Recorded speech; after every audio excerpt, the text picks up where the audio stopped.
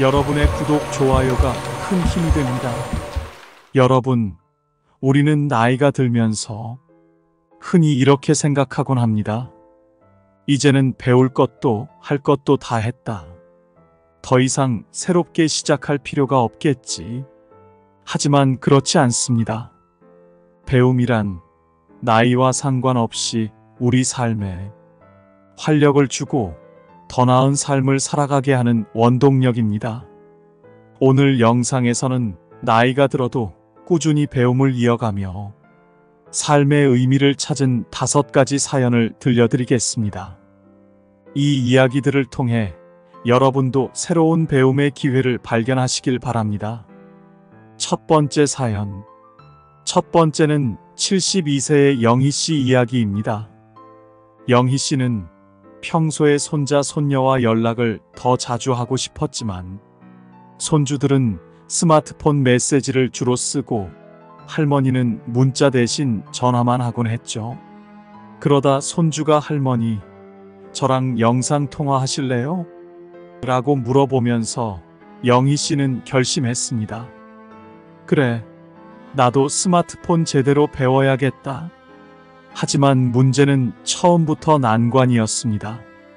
스마트폰을 켜고 문자 보내는 방법을 배우는 것도 쉽지 않았죠.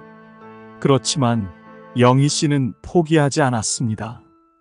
동네 도서관에서 스마트폰 기초 수업을 들으며 차근차근 배워나갔습니다. 영희 씨는 이제 손주들과 영상 통화를 하면서 얼굴을 보며 웃는 일이 삶의 커다란 기쁨이 되었습니다. 배움은 끝이 없다. 그것이 삶의 본질이다.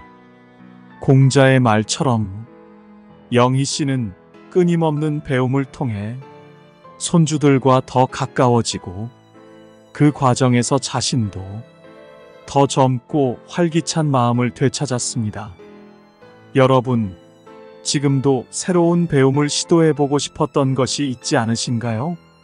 컴퓨터, 스마트폰, 혹은 새로운 취미까지 지금 바로 시작해보세요. 삶이 달라질 겁니다. 두 번째 사연. 두 번째는 68세의 준호 씨 이야기입니다. 준호 씨는 은퇴 후 하루 종일 TV만 보는 자신이 지루하고 무기력하게 느껴졌습니다. 어느 날 우연히 책을 한 권 집어들었습니다. 예전에는 일이 바빠서 책 읽을 시간이 없었지만 이제 시간이 많아지니 독서라는 취미를 시작하게 된 것이죠. 처음엔 읽기 힘들었지만 읽다 보니 책 속에서 다양한 삶의 경험과 지혜를 얻을 수 있다는 걸 알게 됐습니다.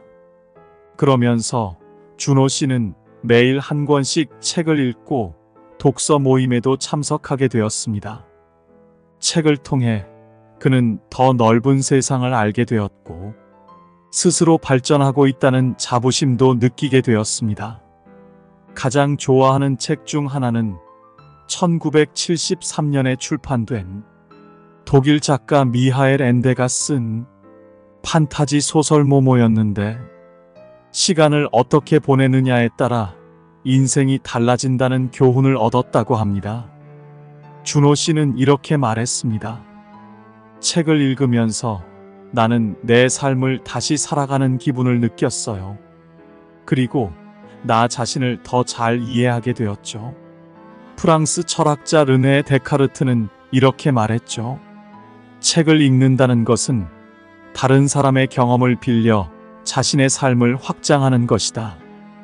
여러분, 독서는 지식을 얻는 것뿐만 아니라 삶의 깊이를 더해주는 중요한 활동입니다. 책 한 권이 여러분의 삶을 바꿀 수 있습니다. 지금 바로 읽고 싶은 책을 골라보세요. 세 번째 사연. 세 번째는 75세의 경수 씨 이야기입니다. 경수 씨는 늘 목공예에 관심이 있었지만 바쁜 직장 생활 때문에 한 번도 제대로 배워볼 기회가 없었습니다. 은퇴 후 시간이 생기자 경수 씨는 바로 목공예 수업을 등록했습니다. 처음에는 나무를 다루는 것이 낯설고 힘들었지만 점점 나무를 다듬고 작품을 완성하는 즐거움에 푹 빠지게 되었죠. 이제 경수 씨는 자신이 만든 작은 가구를 집에 두고 자식들에게 선물도 합니다. 내 손으로 무언가를 만들 수 있다는 것이 이렇게 기쁜 일인 줄 몰랐습니다. 라고 말하는 경수 씨는 매일 새로운 작품을 만들며 활기차게 살고 있습니다. 미국 기업가 헨리 포드는 이렇게 말했습니다. 노화는 우리가 멈출 때 찾아오는 것이다. 계속해서 배우고 도전하는 한 우리는 늙지 않는다. 이 말은 끊임없는 배움과 도전이 나이까지도 문제되지 않고 초월한다는 의미를 담고 있습니다. 도전은 나이를 묻지 않는다. 새로운 것을 배우는 순간 우리는 언제나 젊다. 새로운 배움과 도전이 언제나 가능하다란 뜻이며 나이를 넘어 삶에 활력을 불어넣는 취미나 배움을 통해 내면의 젊음을 유지할 수 있습니다. 여러분도 새로운 취미를 통해 삶에 활력을 불어넣을 수 있습니다. 예술, 요리, 운동, 노래 무엇이든 여러분이 흥미를 느끼는 분야에 도전해 보세요. 기억하세요. 나이는 더 이상 장애물이 될 수 없습니다. 네 번째 사연. 여러분, 새로운 언어를 배우는 것은 어릴 때만 가능한 것일까요? 아니죠. 나이가 들어도 우리는 새로운 언어를 배울 수 있고 그것이 우리의 삶을 더 풍요롭게 만들어줍니다. 오늘은 67세 은희 씨의 이야기를 들려드리겠습니다. 은희 씨는 67세에 영어를 배우기로 결심했습니다. 젊었을 때는 일과 가정으로 바빴기 때문에 공부할 시간이 없었죠. 그러나 은퇴 후 더 많은 시간을 가족과 함께 보내기 위해, 특히 외국에 사는 손주와 소통하기 위해 영어를 배우기로 했습니다.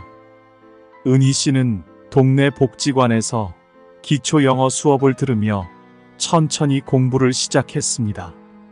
처음에는 새로운 단어가 잘 외워지지 않고 발음도 어렵다고 느꼈습니다. 하지만 매일 조금씩 공부하며 외국에 사는 손주에게 영어로 짧은 메시지를 보내기 시작했습니다. 시간이 지나면서 은희 씨는 영어로 된 책을 조금씩 읽고 외국 영화를 보면서도 더 잘 이해할 수 있게 되었습니다.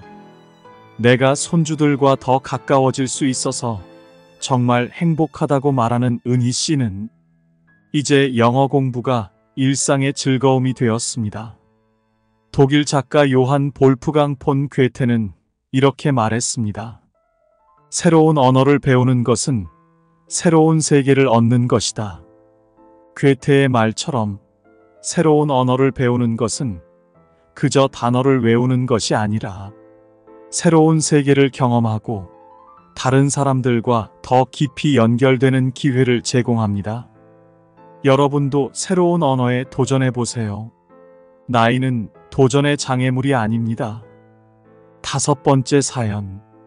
이번 사연은 새로운 기술을 배워 창의적인 도전을 성공적으로 해낸 75세 수연 씨의 이야기입니다.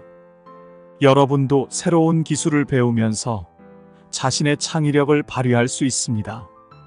수연 씨는 75세에 디지털 그림을 배우기 시작했습니다. 그녀는 예전부터 미술을 좋아했지만 전통적인 도구 대신 디지털 페인팅에 관심을 가지게 되었습니다.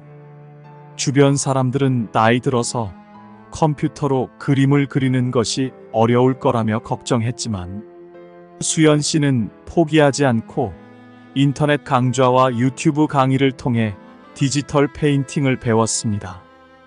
처음에는 그래픽 소프트웨어가 너무 복잡하게 느껴졌지만 조금씩 익숙해지면서 수연 씨는 점점 더 창의적인 작품을 만들어냈습니다. 그녀의 작품은 이제 온라인 전시회에서 소개될 정도로 발전했고 수연 씨는 내가 이렇게 기술을 배워서 내 꿈을 이루었다니 정말 기쁘다고 말합니다. 이탈리아 르네상스 예술가 레오나르도 다빈치는 이렇게 말했습니다. 기술은 나이를 초월하고 창의성은 도전을 통해 빛난다. 레오나르도 다빈치의 말처럼 기술과 창의력은 나이와 상관없이 도전하는 이들에게 열려 있습니다.